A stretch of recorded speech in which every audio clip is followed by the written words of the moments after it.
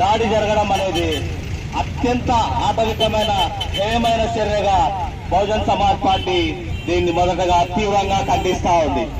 చూస్తే మిత్రులారా, దేశంలోని పరిణామాలు చూస్తే రానున్న 10 సంవత్సరాలలో ఎంత ఇమ్మీడియట్ గా చేంజ్ అవుతున్నాయంటే ఈ మనువాద కుట్రలు వాళ్ళ కోరలు విప్పి అనుదినము ఎక్కడో ఒక చోట ఏదో ఒక రీతిలో మన బహుజనుల మీద దాడులు చేస్తానే ఉన్నారు. ఇప్పుడు చూస్తా ఉంటే ఇది మన బహుజన సమాజాన్నే హెచ్చరించే విధంగా కవ్వింపు చర్యలుగా వాళ్ళు మనకి సవాల్ విసురుతున్నట్లుగా కనపడుతుంది.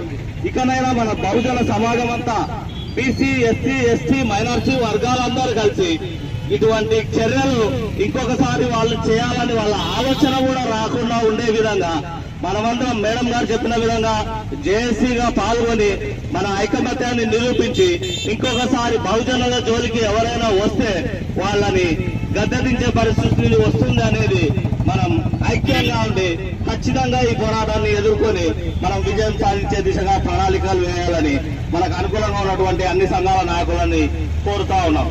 ఇటువంటి ఎవరికైనా కానీ జ్యోతిబా పూలే కాదు, ఏ మహాత్మునికైనా కానీ వాళ్ళు అగౌరవపరుస్తా ఉన్నారంటే ఆలోచించాలి మనం. వాళ్ళు ఎంత బుద్ధిహీనులుగా ఉన్నారు. విద్యను ప్రసాదించినటువంటి ఈ మహాత్ముని మీదనే దాడి చేస్తున్నారంటే వాళ్ళు ఎంత విద్యాహీనులు అనేది మనకు అర్థమవుతా ఉంటుంది.